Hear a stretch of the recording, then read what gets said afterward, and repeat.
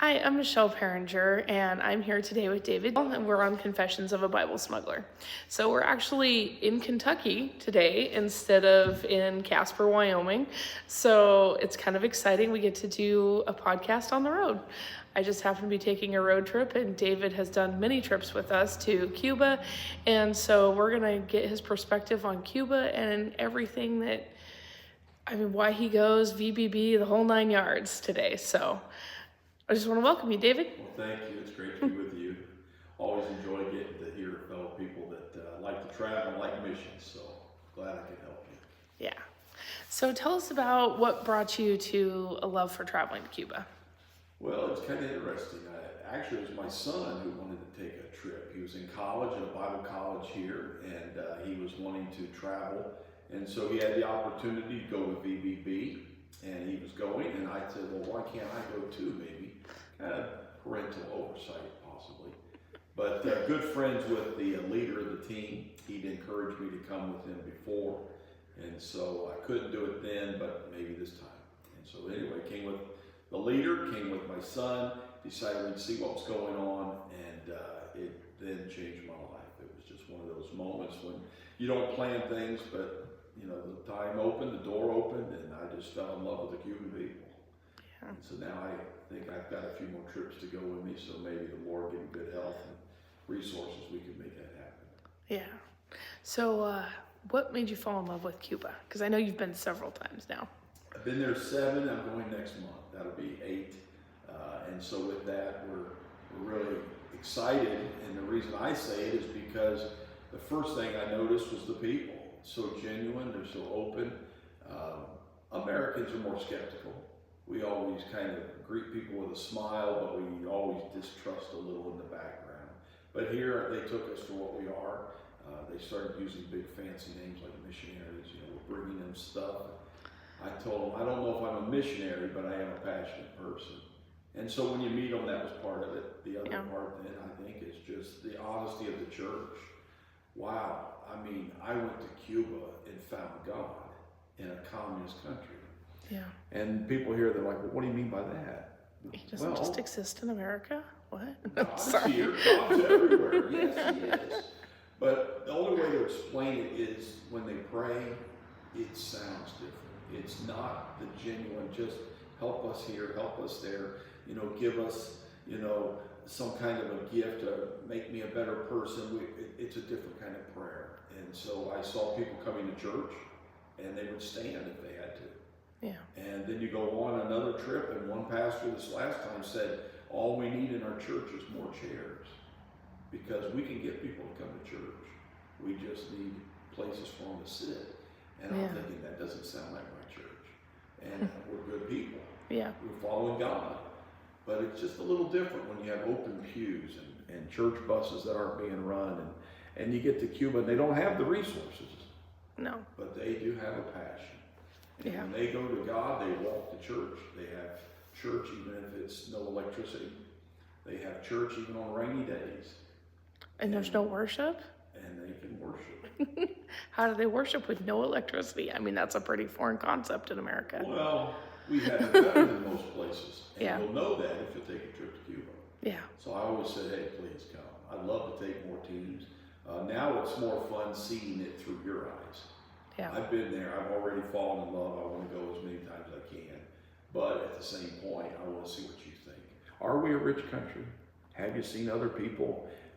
We've been blessed with things we don't even know about. Yeah. So I always encourage them. I said, you don't have to even buy a lot of stuff. Look under your bed, look in your closet, look in your shed. You've got some tools, you've got medicines, you've got something, vitamins left over, something, maybe a prescription drug the doctor gave you, you didn't use all the salve. That's what we take. Yeah. I mean, when people have nothing, they need any kind of encouragement. And I would rather take a day-old vitamin than not have the nutrients I need. So, no problem. People have a lot here. They do. We just forget that. You know, so I've gone to Africa several times, and one of the things I've noticed is that our poor people here live better than their poor people. Oh, yeah. Like, that is, their middle class is how our poor people live here. Right. Because they don't have that income disparity is so huge. And like, even, I mean, most places in Africa, I mean, they're living on, $70 a month. And you kind of had the same thing where it's like, that's where you break it down. It's $20 a month in Cuba. I mean, we just don't understand, like, I think in America, I don't think we understand the difference of that. I mean, because I don't think in America we could comprehend living on $20 a month. No, so we don't think about it. No. And we say things in general, well, I can't help it. I was born here, and I can't help who my, upbringing is, and what am I supposed to do? Give away everything? I don't know. I said, read the Bible. What's God tell you to do? Right. Do you need everything, or could you do without a few things? And just because there's a gas station on every corner, and just because there's a restaurant, fast food place, do you have to have that for breakfast? Could you save a few dollars? Yeah. And one of the things I think I've learned, thankfully, in the church is we need to have planned giving. Most people can't give because they don't have anything to give, is what they'll say. But isn't this America? Don't we have more than 80% of the world? Yeah. We have plenty to give. We just don't spend it the right way sometimes. I think we forget that God can do a lot with a little. I mean, look what he did with 2 loaves and, 5 fishes. Yeah. I mean, he multiplied that and fed thousands. And we think, oh, all I have is a little bit to give. But God can do so much with so little. I'll give you an example. I had a person, and they were helping me in this church. They ended up, this is one of my greatest stories of Cuba, but they gave me some money, and I took the money and I bought a guitar. Just a regular acoustic guitar, because they can use those anywhere in Cuba. And I tried to get it to the airport, and they let me take it. Nice. And I'm like, wow, that was a pretty good sized item, considering it's supposed to be a small personal item. Yeah. But I got there. Okay, when I got there, I gave it to the church, and I knew they could use it for ministry and help bringing people in. They like to use guitars to draw people in the church to learn how to play. And then they reach more young people by teaching. Yeah. It sounded like a great idea. They can use it on Sunday. Well, in this particular church, I don't know, the people, but they told me they have a young lady who wanted to go to university to study music, but she had no instrument.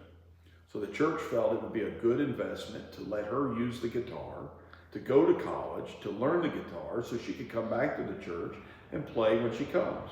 Yeah. Now, she's the first one in her whole family coming to church. There you go. And so this particular week, unbeknownst to anybody, the girl was going to receive this gift. The church was going to give it to the girl. She didn't know it. She actually got her parents to come to church with her this particular week. Wow. Didn't know they were going to come. Yeah. Well, then the church presents the girl the guitar. Yeah. And they end up just fascinated. I mean, awestruck. How can this church afford to give a guitar to help this lady, their daughter? Yeah. With this, they've never seen that kind of generosity. Yeah. With a used guitar. Yeah. Well, guess what? They wanted to know more about generosity, and they wanted to know more about these people at this church. So they came to church, and guess what happens? The Lord knows how to save people. He does. And both mom and dad now got saved and are coming to church. Yeah. Because they followed their daughter, and because they got a guitar, and because it came from a place in a used thrift store in Kentucky. What do you do with that? Yeah. Don't you want to try again? Right? I wish I had another guitar. I'll take it one this next month. So don't worry. I don't know how the Lord's going to use the little gifts people give us. No. But there's big gifts too. Some people, they can do better than used guitars. Yeah. Well, and that's the thing is, but not to overlook anything. No. Because, I mean, you told me about a little girl with a kite, and I'll let you share that story, because... Oh, that's a different one. But again, I'm trying to talk to all my friends. I'm trying to talk to people I know. Yeah. We all need people. Yes. And I need support to not only take trips, but to buy the items that they can use in ministry. Yeah. Well, this little girl at the church came up, and it's a very small farm church, rural area, and I know the pastor, but didn't know the people. And so while we were at this church, we gave a presentation, and people are all interested. They want to help. They have big hearts. They're good people. You know those people like that. Yeah. And so this little girl, she comes up at the end of the service and gives me $3. Now, I don't know if that was her allowance money. I don't know what that story was about, where the money came from. Maybe mom just gave it to her. Regardless, I took her money, I told her thank you, and I said, I'll do the best I can to help some people with your $3. Yeah. And not able to buy a whole lot with that, but I did think of something, a kite. So I took the kite. This particular trip, the church was planning to let us missionaries meet with the church and spend the day together. Yeah. So we went to the edge of the beach and we played dominoes on the beach, and we had some rice there that day, just sharing a little bit of what they had, which was good for us, but not much when you think of a church picnic. Yeah. Then we had the kite. So I started flying the kite, and all these little kids come over. They've never seen a kite. They don't know it's so cool. They want to fly. So I let them hold it, and they hold the kite, and one after another after another. Then the parents and the teenagers, everybody came to see this kite. Yeah. And as they were coming, I kept telling them the same thing. I tell everybody this, whenever I give them a gift or whatever, why I'm there. Yeah. And I tell them that I love Jesus Christ, and I love Cuba, and I want to help all the people. Yeah.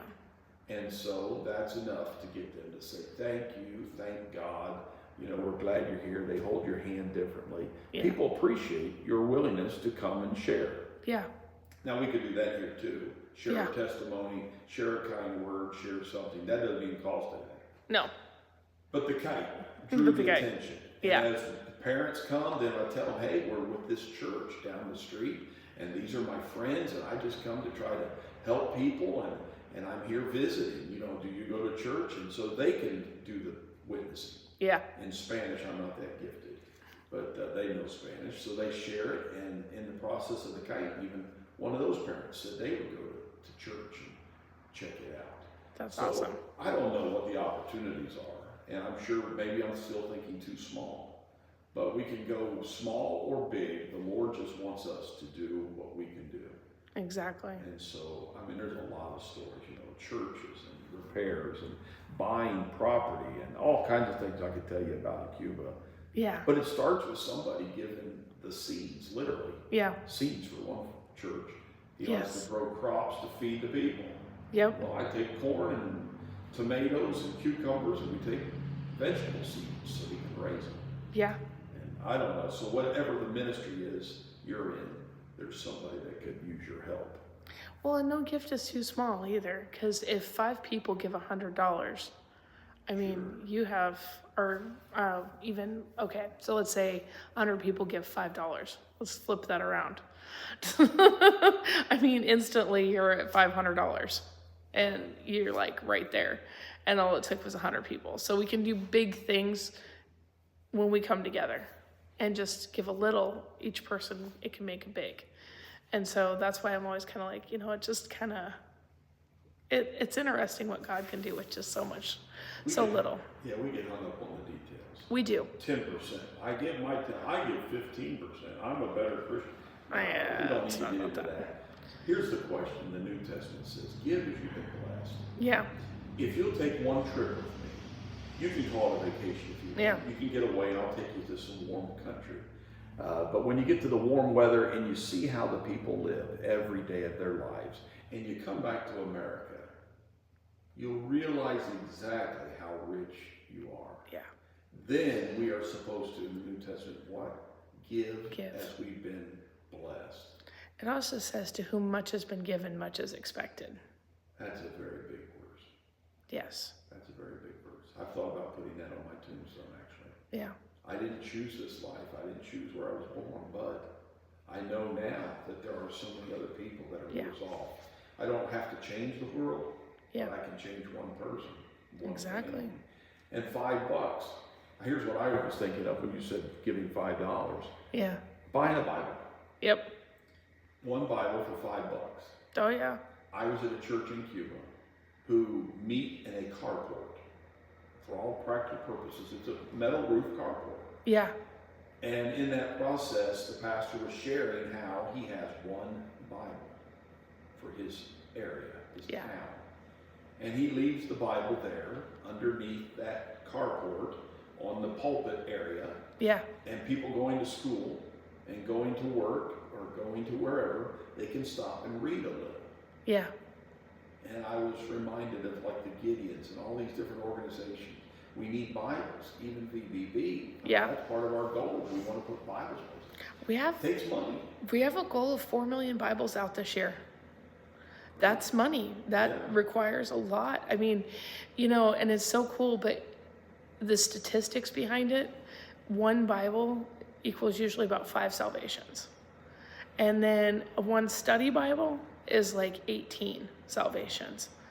And so like a study Bible is like $16. And then a regular Bible is anywhere, depending on where we're printing to send it, right? So some of them are like $3. Some of them are, but everything is under 5 on those. And so a regular Bible going out, $5, price of your cup of coffee, so you don't go to Starbucks one time this week, and you could save 5 people's lives from going to hell. Well, now you remind me of a verse. Take up your cross, deny yourself, and follow me. Yep. Well, I guess I said that backwards, but you know what I'm talking about. So the point would be, if we give up one thing, is the sacrifice worth it? Exactly. We only look at the sacrifice. Yeah. Man, I need that coffee. I need it to get going at night. Yeah. We never look at what it could do. Where did you get the money to buy the coffee? Look at how rich we are. Exactly. What are you going to do with the $5 is a bigger question. Yeah. If I invest it into the future, do you have enough faith in God to believe He can use that Bible in the other country? Yeah. That you didn't have to buy, that you didn't have to haul into the country. Do you really believe that the Lord can use that to change a life, or 2, or 10? And that reminds me of another verse of freely we have received, freely we shall give.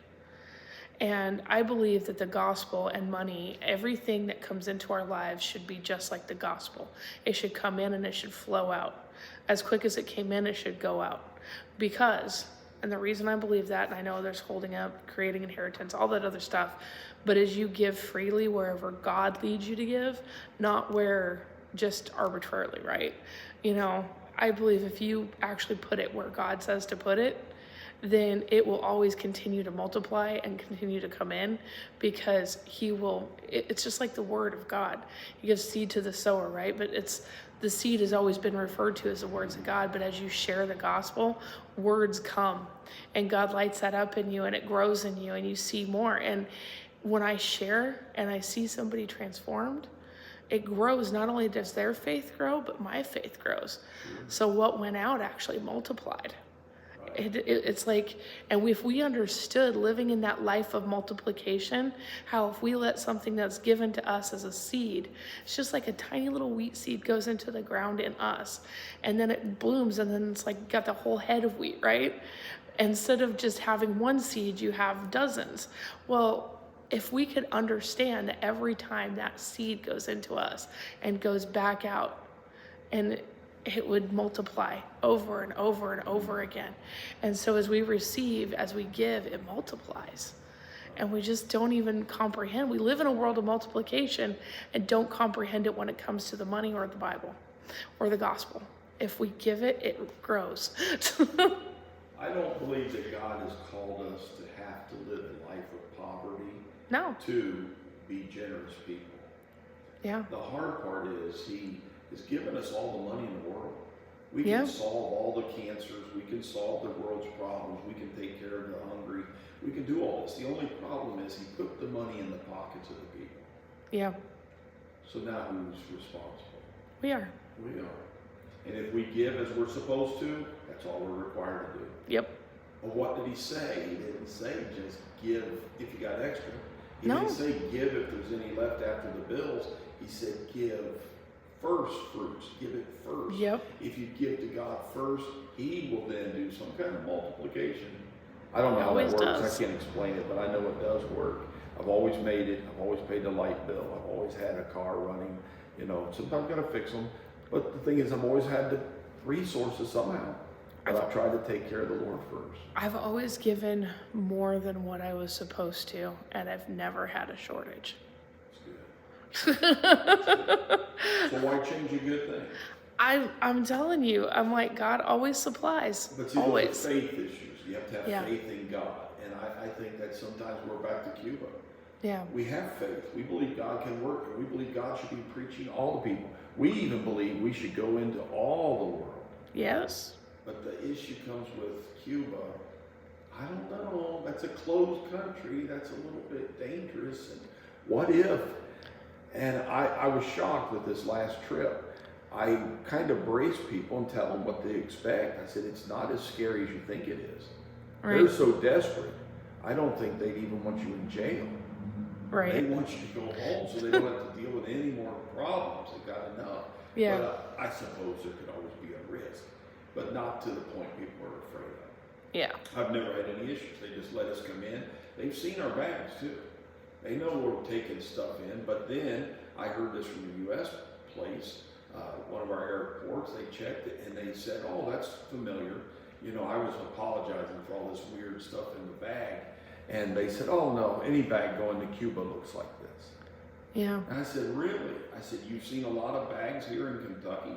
And she says, "Well, I used to work in Florida." And she said, "All the bags going to Cuba have supplies." She says, "Everybody needs stuff." Yeah. She's not a Christian. No. But she saw the need. Yep. So I took the opportunity to tell her, "Man, I love Jesus Christ. I love Cuba.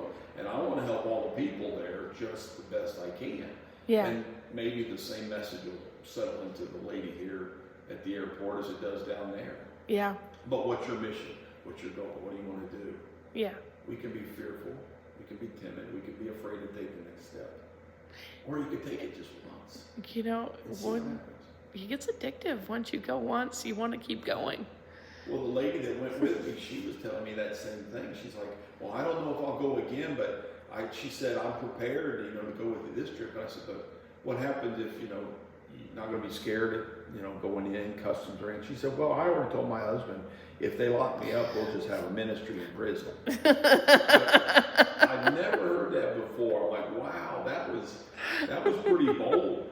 But at the same point, it really isn't, I don't believe, that fearful now. I think the issue is God has found a better way to get Bibles in. So you've taken 87,000, I believe, as of last check, just to Cuba. Thank the Lord for that. We just delivered the second truckload of Bibles went into Cuba. And so we've been getting them in by the truckloads now. With full containers full just going into Cuba, which is just amazing. See, the hard part of the suitcases, it's only 50 pounds. Yeah. You can't carry that much. So that's a great help because now we can take the suitcases with 50 pounds of something else too. Exactly. So, that's great. I mean, I know the Lord's working, He's multiplying it. Yes. But now, how do we multiply people to go? Exactly.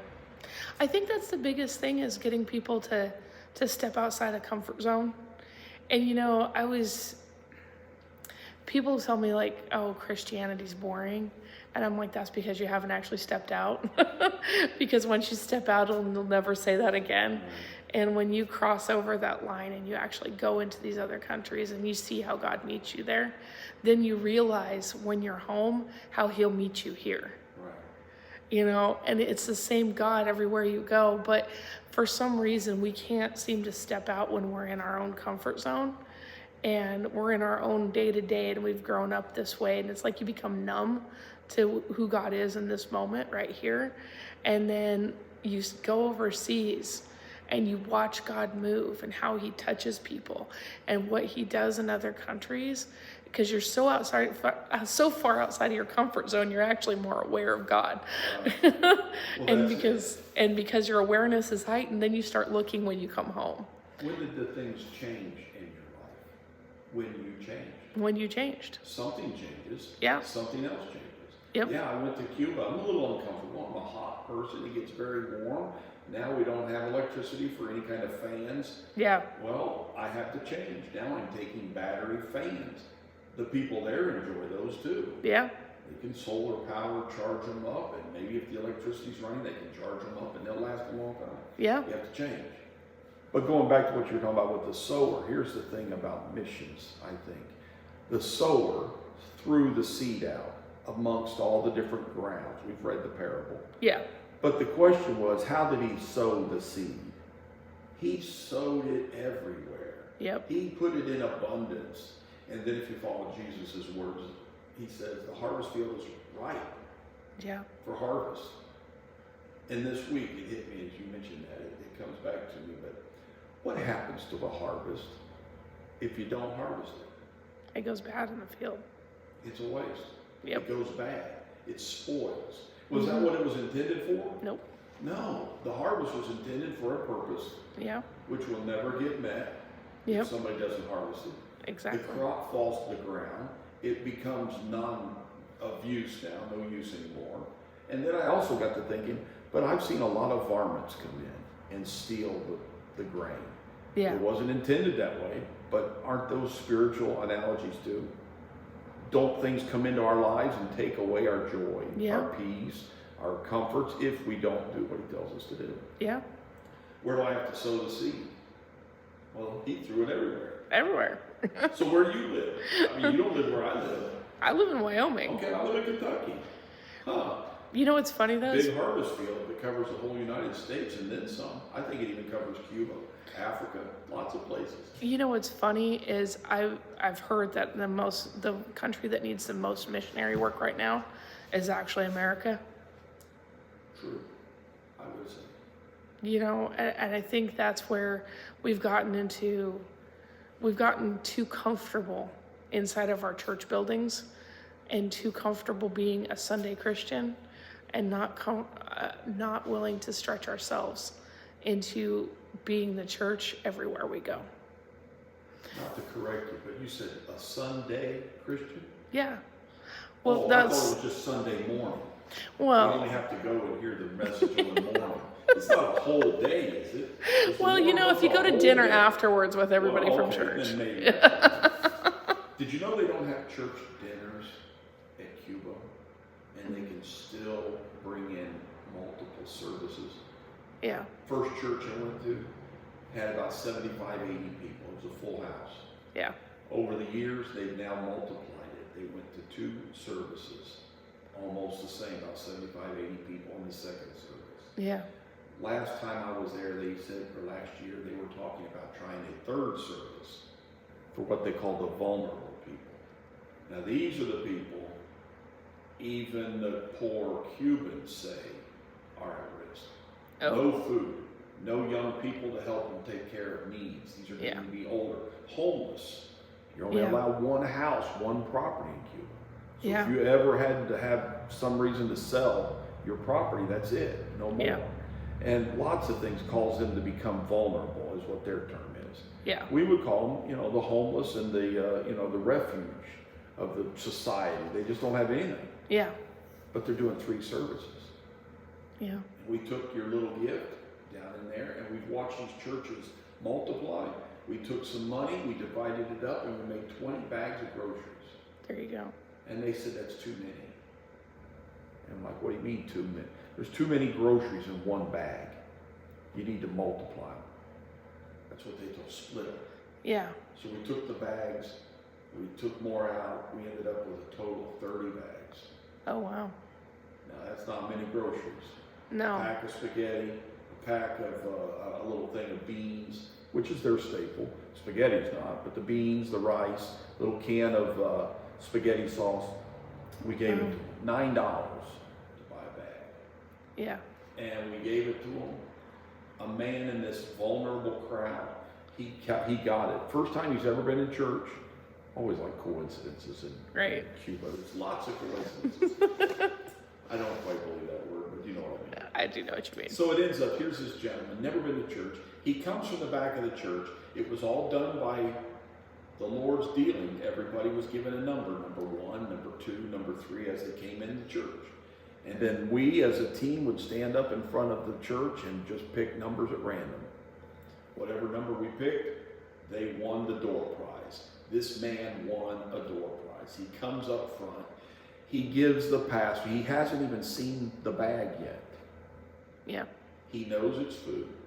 He hasn't seen the bag yet. He came up and he gave the pastor a 2-minute hug. Wow. You don't know how long 2 minutes is until you see a full-grown man hug his pastor. Yeah. $9. Yeah. That's pretty good. That's pretty good. Now, wish I had more money. Wish I had more groceries. Right? Wish I had more people that were vulnerable. We can't do that here. No, You can't give somebody $9 in groceries no, and win their heart. no. I think it comes with a hug. I think Yeah. it comes with time. You have Yeah. 9 minutes. I think here time is the commodity that nobody has Well, we that have just as gives much to as other we do people. everywhere else. We do. I think we have been distracted is a better way to put it. And we'll get into that more in our next episode. So we're going to go for another episode here in just a couple of minutes, and then we'll share it with you next week on our podcast. And so thank you and have a